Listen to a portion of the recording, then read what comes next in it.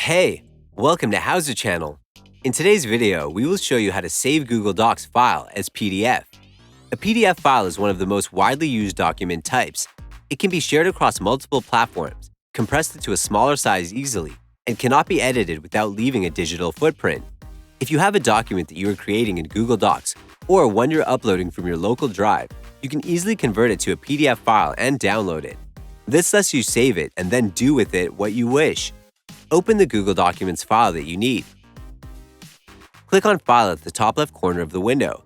Choose Download from the list. Click on PDF Document. A new window will open. Set the path to save the file. Click on Save. You can now view your Google Docs file as PDF.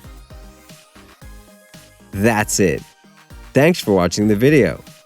Please like it and let us know if you used any of our tips and tricks. Subscribe to our channel. We upload new tutorials every day. See ya!